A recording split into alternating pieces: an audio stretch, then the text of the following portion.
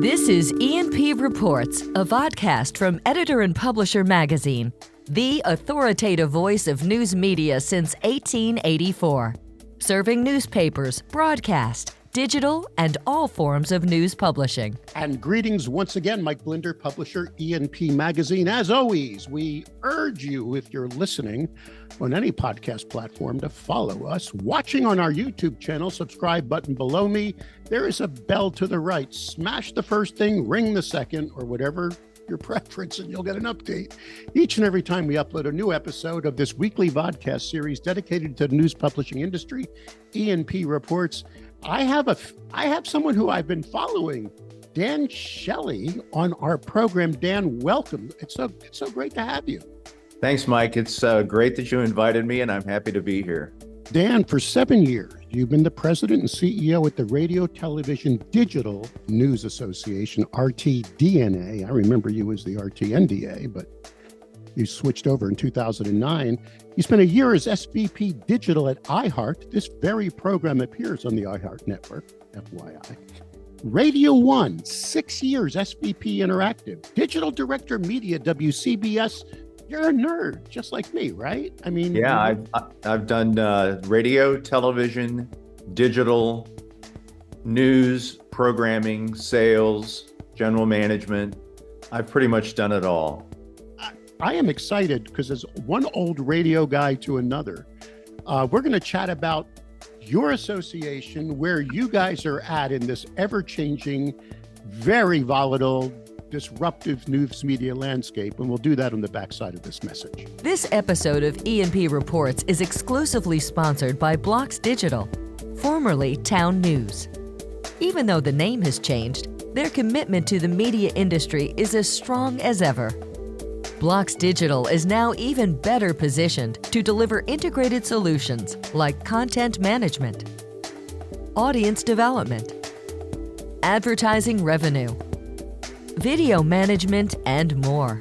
Join the over 2,000 news publishers worldwide that power their ongoing digital transformation with Blocks Digital, serving over 141 million monthly users who view over 6.5 billion pages of content each year. You can trust Blocks Digital to empower you, to connect you at scale with the community you need to reach. Blocks Digital, formerly Town News, now reimagined to help meet the news publishing challenges of tomorrow and beyond.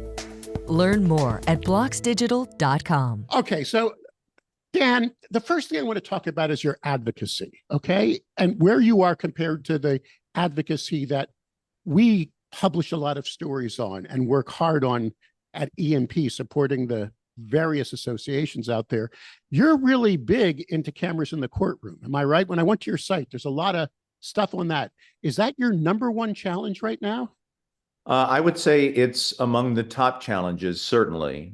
We are heavily involved in a coalition that is fighting hard in the U.S. District Court in the District of Columbia to get cameras, or at least live audio, but the preference is live cameras in the upcoming Donald Trump federal trial in D.C. over the January 6th insurrection. And it's the charges for which he has been alleged to have occurred during that incident on January 6th of 2021.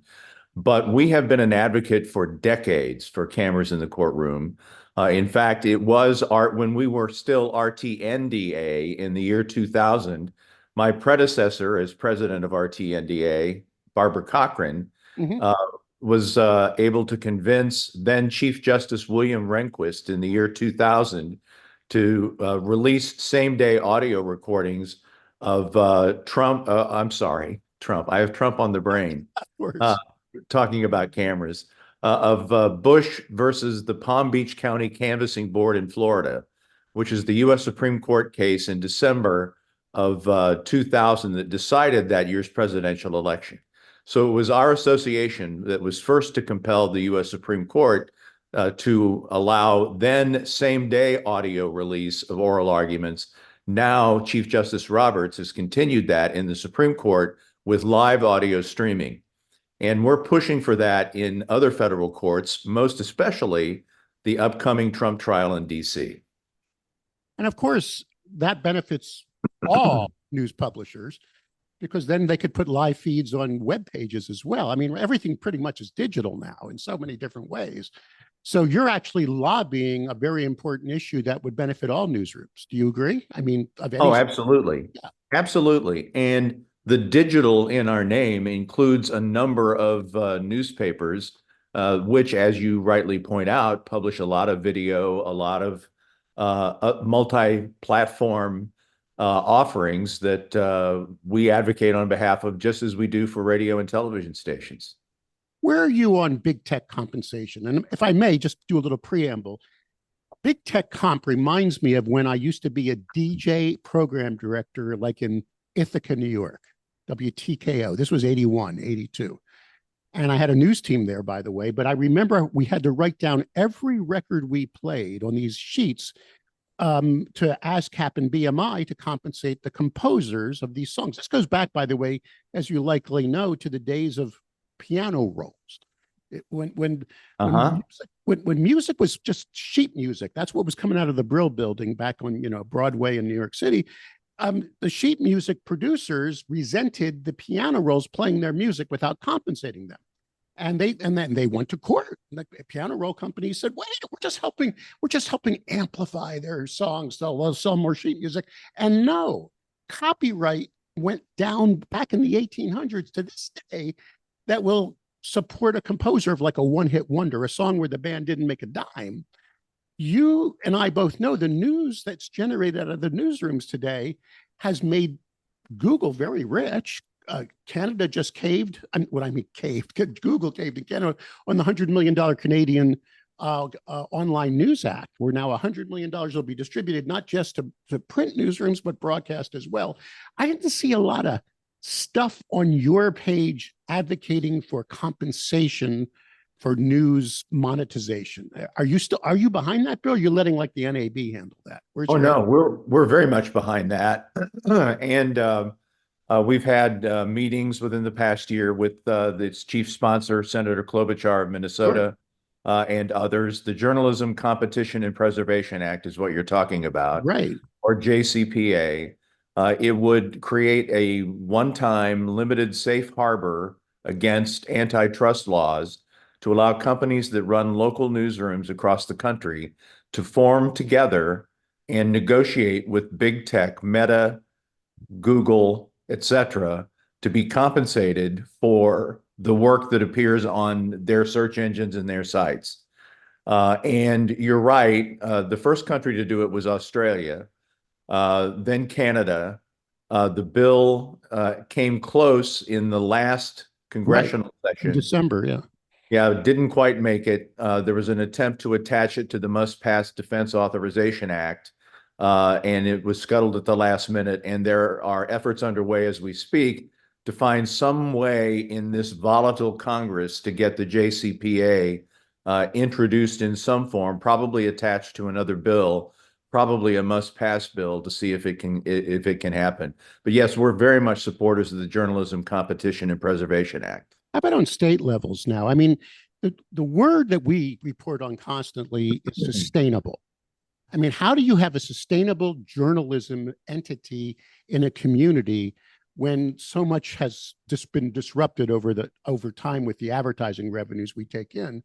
So we're trying. I mean, the revenue can be advertising, can be reader revenue, audience revenue, people subscribe. It can be philanthropy. I'm sure you're reporting on that, covering that.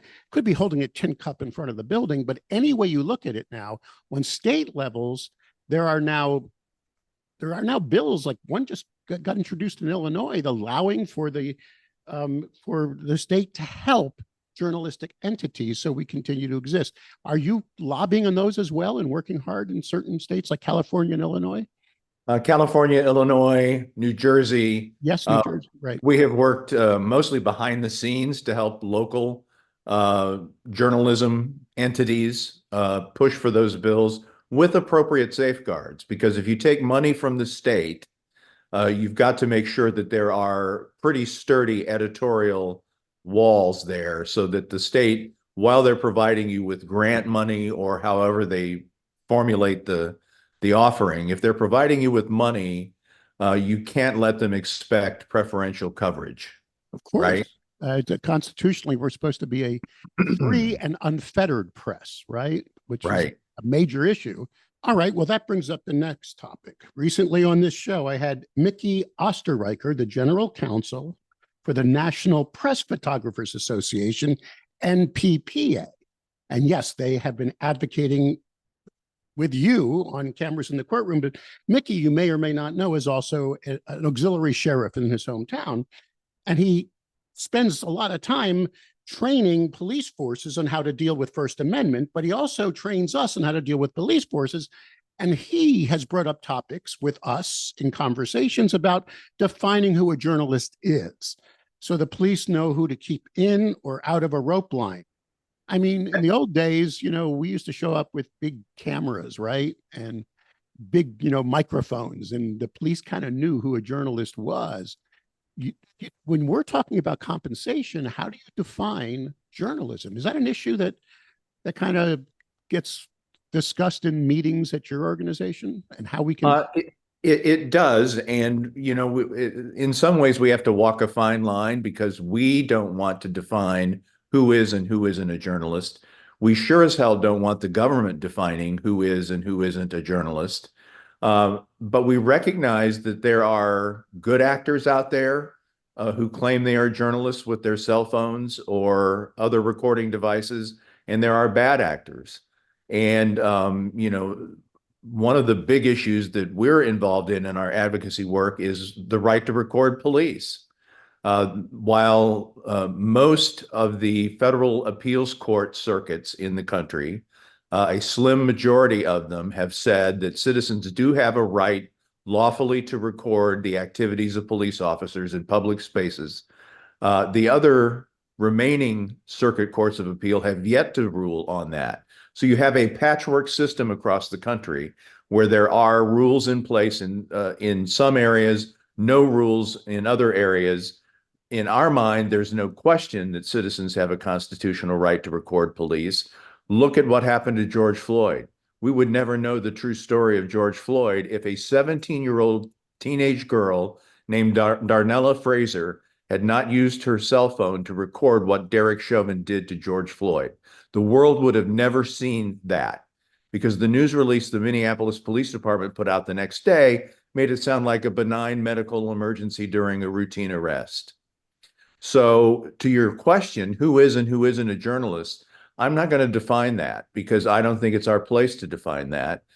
In some respects, everybody with a cell phone can be a journalist to the extent that they are present when news events occur and have the ability and wherewithal to record it and submit it to a news organization for publication. It's funny, one of the cover stories we did at E&P, you may have seen it, about citizen journalism, got us a lot of feedback from our industry, because there are people in our industry together. It's also blurred right now. I think newsrooms are newsrooms regardless. Maybe you disagree with me, but I think having a legacy transmitter or a legacy press means very little in today's world of news generation. I agree. But citizen journalism pissed off some people because they would rather have it controlled within an entity with an editor. You see what I'm saying? Rather than having citizens. And I mean, there is some amazing stuff that is coming directly from readers who are submitting content now. Where's your position? Go ahead. No, I sympathize and even empathize with that concern, because I do think there needs to be an editor. So everybody needs an editor, right? That's the old adage. Right. Everybody needs an editor. And that includes so-called citizen journalists who are doing stuff on their own, either to report on their communities or their neighborhoods, or to serve as watchdogs over police or other government agencies. And in fact,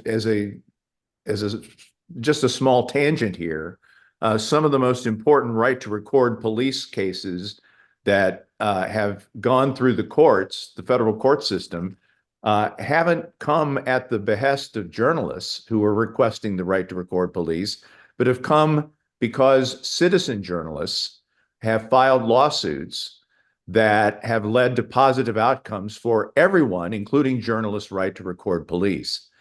There was a gentleman in the Denver area who has a YouTube channel, I believe, and he's more of a community activist than a journalist, and he follows police around in suburban Denver. And every time they do a DWI roadblock, where they check for DWI drivers by stopping every car, he gets his camera out and records police doing it and publicizes live the locations of the DWI checkpoints. Wow. Now that's not a journalist in my view, but he was prevented from recording by a suburban Denver police department on one occasion. He filed suit, went all the way to the 10th Circuit U.S. Court of Appeals. The Biden Justice Department wrote an amicus brief in support of him, and that's how we got a favorable ruling on right to record in the circuit that is governed by the Denver Federal Appeals Court. So he's not a journalist, doesn't claim to be a journalist, but he's chronicling what public officials are doing, much to their dismay, but he won. Fascinating.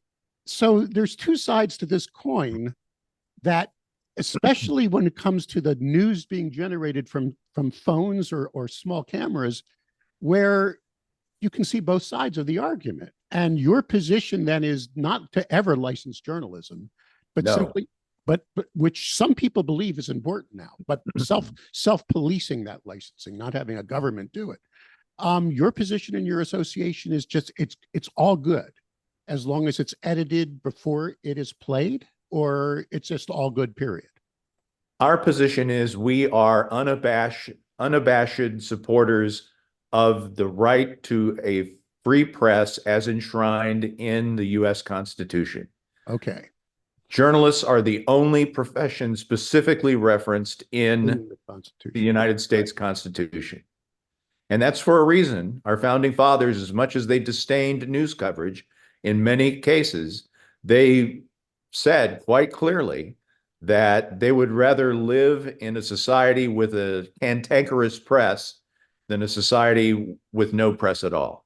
I believe the biggest story on advocacy last year, and we were one of the few entities that reported heavily on it, was the merger of Arizona Press and Arizona Broadcast Associations. I think that's the beginning of a united front to support journalism. Between you and I, and of course this is being recorded and out, aren't there too many associations in this? No. No? Go ahead, take it away, sir. You got the mic. Well, some of them are very niche, right? Because they represent a specific entity or type of journalism. And I think that's just fine. If they have the wherewithal and the resources and they think their niche is specific enough that they have unique needs in the advocacy space, they should have their own association. I would never advocate for fewer press freedom associations. We're one of the larger ones, along with SPJ, News Media Alliance. We work hand in glove with the NAB when our interests align. The NAB is more of an umbrella organization for all issues broadcast. And our interests do align more often than not. But there's strength in numbers. And I think the more press associations, press freedom groups there are out there, and there are regional ones too, not just the national ones. I know. We're heavily involved in many state and local press freedom associations and help them when we can, and they help us when they can, fight a number of local issues that pop up. It's like whack-a-mole in this advocacy world, right? Just when you think you get a victory in one court on one issue or in one state legislature on one issue, something else bad comes up. Like there's a bill in this year's Oklahoma legislative session that would require journalists to be licensed by the state and require them to undergo propaganda-free training and require them to have between $1 million and $50 million of liability insurance. So when, not if, but when they are sued by a public official for printing or broadcasting something libelous. I'd love to see that one make it to the Supreme Court, because Frankly, but just between you and me, I don't see it making out of the Oklahoma legislature. But James Madison would be really pissed off at that one. Yeah. We could go on and on. There's so many more topics we could chat about, but I think we both agree that news is news, and constitutionally it must survive. Yes. Because it's part of the DNA of our Madisonian republic. So because the alternative is, correct me if I'm wrong, is just ghastly to even think about. If there wasn't, it's the end of everything we believe in. Absolutely. Our founding fathers said that. People who are smart and don't pretend to be dumb in the political and ideological world in which we live now, they get that. They understand the power of journalism and the necessity of journalism. People understand the necessity of journalism and can't imagine a landscape in which local journalism didn't exist anymore.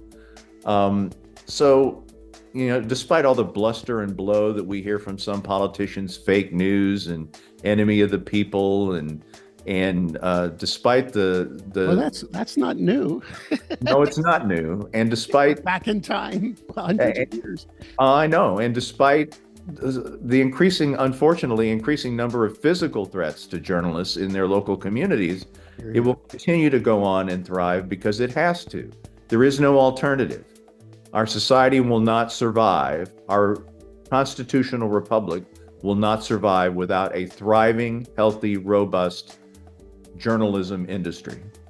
Very powerful voice for our industry is Dan Shelley. And I feel guilty that you haven't been on this program sooner, because I think what you're up to at the RTDNA, see, I got it right now, Radio Television Digital News Association, is essential for our audience to be kept abreast of, because we're all in the same game. We're all trying to row that same boat, and we all have that same common goal in mind, which is sustainable, credible local journalism. Dan, I want to thank you so much for being on this program. Thank you for the valuable time you invested, and please reach out to us so we can amplify your message to our audience.